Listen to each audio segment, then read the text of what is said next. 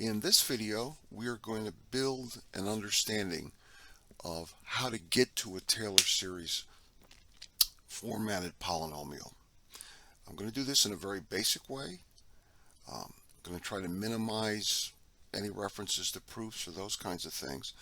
The goal being to show that every polynomial, what I'll call a regular polynomial, with an independent variable x and a dependent variable y, or what we will normally use f of x, is a Taylor series in disguise.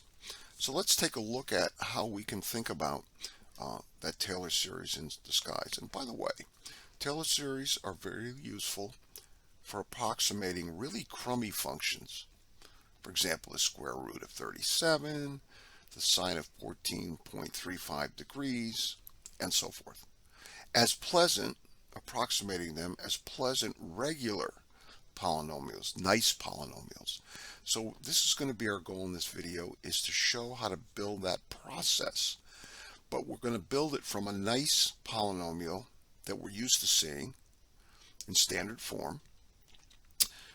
We're going to build it into a Taylor series formatted polynomial, because as we do that, we'll use that technique that we develop in this video to actually approximate crummy functions in the next video. So let's pick a polynomial rather, and work with it. So I'm just going to pick a really simple one at the moment. Let's see, what do we want to use? I think we'll use f of x equals, let's see, 6x cubed. I'll put it in standard form. 6x cubed minus 3x squared plus 2x plus 4. All right. Step one, I'm going to reorganize this into power series form. As I said, this is a Taylor series in hiding, in disguise. So I'm going to begin the process of putting in power series form by just reversing the order of the terms. So instead of putting the highest degree first, I'm going to put the constant first, the 4, and then I'm going to add the 2x minus 3x squared plus 6x cubed. This is the beginning of building our power series, and you can see that it is a series. This, you might say, this is 4 times x to the 0, 2 times x to the 1, 3x squared, 6x cubed, and I could keep going, something x to the 4th, and so forth, showing the power is increasing with each term of x. All right, so now that we've done that, let me erase this here, because I want to put our approximating polynomial in. And of course, we've called this is f of x. So now I'm going to call our polynomial that we want to approximate p of x. And I'm going to write that in a generalized form. And also I want to recognize something as we do that. That this is actually, you could actually call this the same as x minus 0. Each of these. And why do I say that? Because one of the things about power series, about Taylor series in particular, is that we can center them around a certain value of x. This happens to be centered around 0, because x minus 0 is simply x.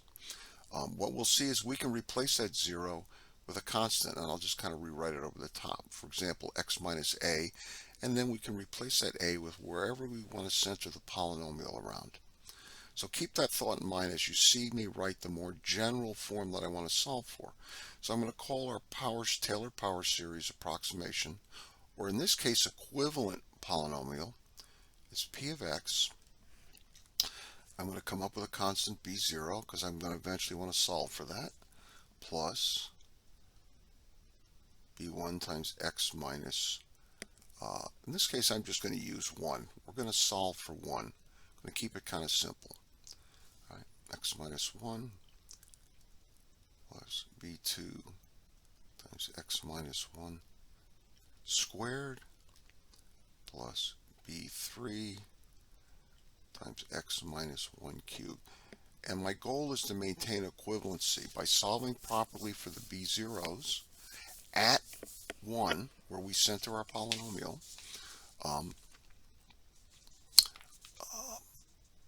We're going to come up with an equivalent form that's going to actually exactly produce the same values of f of x. Because this is not a crummy polynomial, so all we're really doing is reorganizing it. So let's look at that initial p of x at 1. So I go p of 1 on this side, and I look, gee, if I put a 1 in here, 1, 1, 1, these terms all drop out. All right, they drop out. And what am I left with? I'm left with p of 1 just simply equals to b0. But I want to be equivalent. So let's see what happens if I replace my x with 1. And let me clean this up a little bit just so that we have enough room here.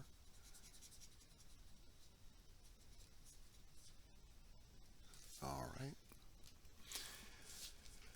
So remember, b0. So my b0 is going to equal, well, we have 4 plus 2 times 1 minus 3 times 1 squared plus 6 times 1 cubed. And when we do the math, it turns out b0 equals 9. So we've just solved for our first constant b0. Let me just circle that because we'll need that piece of information as we build our Taylor series polynomial centered around 1. All right, kind of neat. Let's continue. So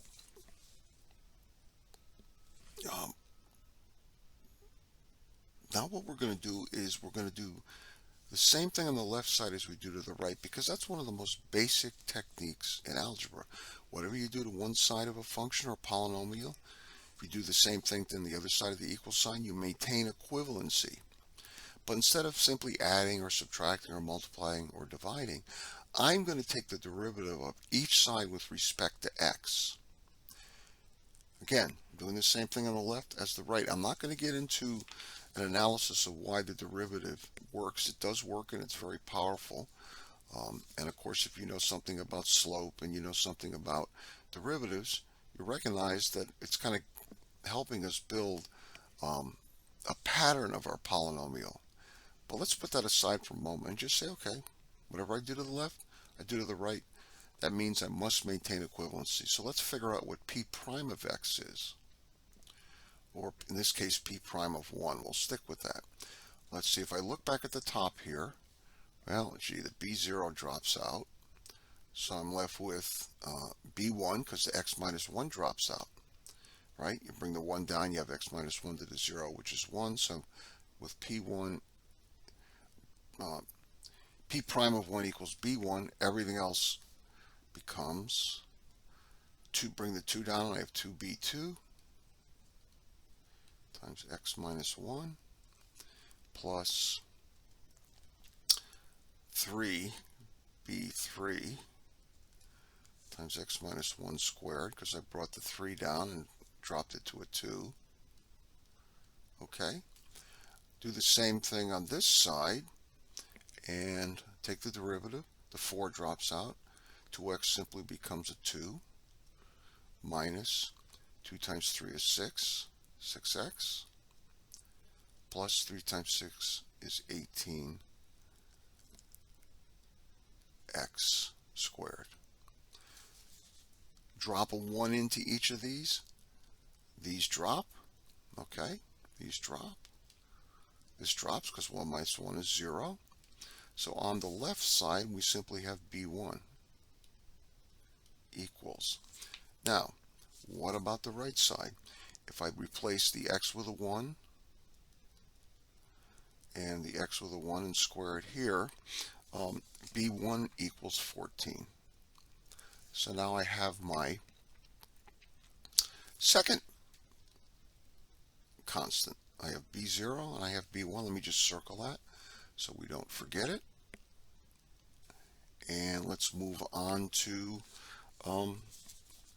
since I have a third degree polynomial, I'm going to actually have to take the derivative 2 more times. So now that I take the derivative of P1 and I drop to P2, or I'm sorry, the second derivative of P at 1, the B1 drops out. The x minus 1 drops out, and I'm left with 2b2. And bring the 2 down. 2 times 3 is 6, plus 6b3 on this side. The derivative of f prime of x here equals, equals 2 drops out. I'm left with a negative 6, and I'm left with 2 times 18 is 36. So I'm left with plus 36. X. Very important. Okay. Again, we're replacing everything with and I'm sorry about that. I forgot to write x minus 1, right? Because I brought the 2 down. 2 times 3 is 6. All right. Replace everything with 1 on the left side. This drops out again, and I'm left with 2b2. Notice the 2 is still there, so now I have 2b2 equals, replace a 1 here, right? And I do all of the math, and I come out with the second derivative on the right side equals 30. Now what I'm going to do is something that may be a little surprising. I'm going to write this slightly differently. All right, I'm going to write this slightly differently. What I'm going to do is show the answer as B2 equals 30 divided by 2, and I'm going to hold that thought. Now, of course, you know that that actually equals 15, correct? But I want to hold this form with the denominator for a reason, and you'll see that reason when we finish. So let me circle that. So now I have B2. We have B0, B1, and B2. Now, folks, what I'm going to do is move everything up a little bit because I'm beginning to run out of room, and I do need one more level of the derivative. So let me just kind of take care of some things here, take some housekeeping. I'm going to erase that. Actually, I think I can just erase that first one and move everything else up. So let's erase that. Maybe we can move the whole thing up at one shot. Give that a try. All right. So let's try that. Select the object. So I'm going to go all the way out here. I'm going to select this whole thing. And let's see if we can move this up. Oh, look at that. All right. Cool. Okay. So we did all right. We did good. So now we're going to get our final derivative because we have to deal with the original x to the third power. So now I'm going to take the derivative again on the left side. The third derivative at 1. So I'll just show the x momentarily. All right, 2b2 drops out. All I'm really left with is 6b3 here, because when I replace this with 1 minus 1 is, I'm sorry, this drops out altogether. I'm misspeaking, because this was 1. Bring the 1 down, right? That becomes 0. That just, or becomes 1. That just disappears. Anything to the 0 power is 1. So I'm left with 6b3, and I'll write that over here. 6b3 equals. Then on the right, let's look at this one. Well, the negative 6 drops out. X to the first becomes x to the 0. You bring the 1 down, and I'm just left with 6b3 equals 36. Again, I'm going to do something a little funny. I'm going to divide both sides by 6. Remember, I divided both sides by 2 to get the constant by itself. I'm going to do the same thing here. I'm going to have b3 equals 36 over 6. Now, of course, we know that that equals 6. But for the purposes of demonstrating Taylor series format, I'm going to leave 36 over 6 as it is for a bit. Okay, so we have our 4 constants. B0 equals 9, B1 equals 14. b2 equals 30 over 2, which is really 15, and b3 equals 36 over 6, which is really 6. So what I want to do now on the next slide is assemble my power series format. So let's go ahead and do that. So remember, in our power series, okay, and I want to keep this as white, we have P0, we have P of X equals, remember B0, I'm going to write the general form first, B0 plus B1 times X minus A squared plus B2 times X minus A Q, this was to the first power. Let me just make a slight adjustment there. Probably easier just to go backwards. Okay. All right. This was X plus B2 times X minus A squared plus B3 times X minus A cubed. Let's replace with the constants that we just developed. So P of X now equals, for this particular polynomial that we're trying to solve for, 9 plus 14 times X minus A plus, and let's see, what was the next one? Oh, remember I left this as 30 over 2 times X minus A squared plus 36 over 6 times X minus A cubed. The reason I did this is I want to show that we're developing the pattern of the Taylor series. And the pattern is this. The 2 really, for our purposes, we can show as 2 factorial. The 6 we can show as 3 factorial. So notice when we have our term raised to the second power, it's 2 factorial. Term raised to the third power, it's 3 factorial. This pattern actually continues. If, for example, we had, just go all the way out to something n, right? We would have a bn, whatever that turns out to be, over n factorial times x minus a to the n. All right, so I think we're making progress here. Now what we want to do is we want to demonstrate that in fact they're equivalent.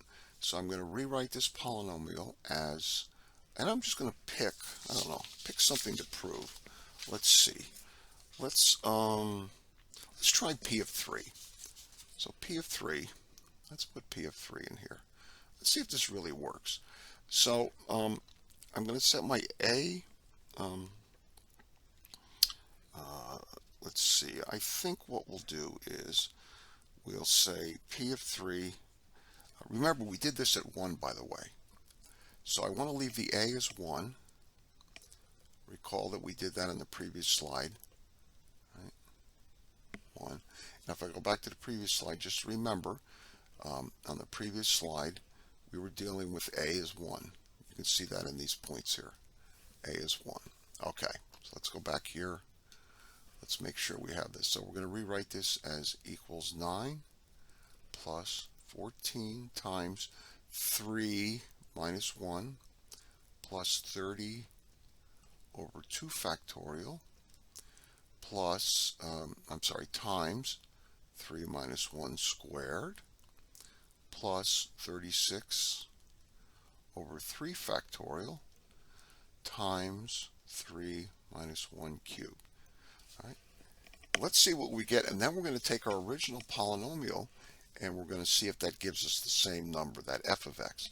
So when I do all the math here, I get P of 3.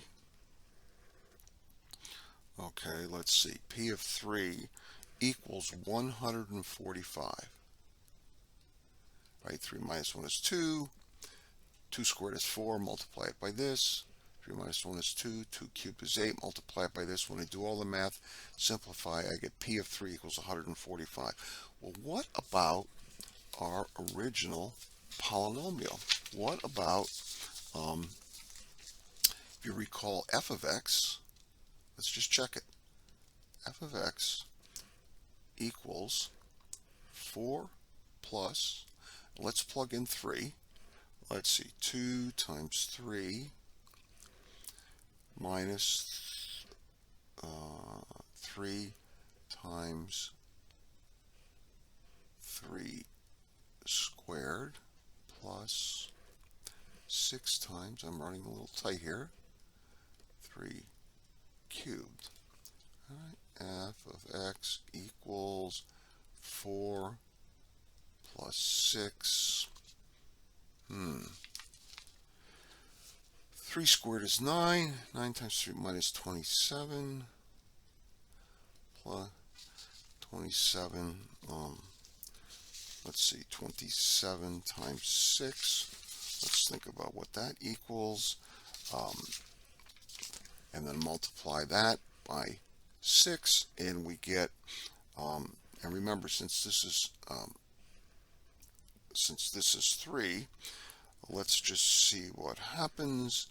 We get 3 times 3, that's 27. We get 162. Whoop, 162. So let's see if that works. 162. So 4 plus 6 is 10. 172. So if I have 172 minus 27, 7 from 12 is 5. 2 from 6 is 4, and indeed that equals 145. And that will actually work for any value of x, where we have centered at 1. So we now have developed our format for, or our approach, our process for finding an equivalent Taylor series. All right, and let me just write this out. Finally, an equivalent Taylor series, because remember what we've really done, okay, what we've really done is, and let me go back to, let's see if I can show this in our first, in this video, let's see, or in this form. Okay, what we've really done, let me create a new chart, is we've created the format for this particular solution. Okay, for this particular solution. So P of x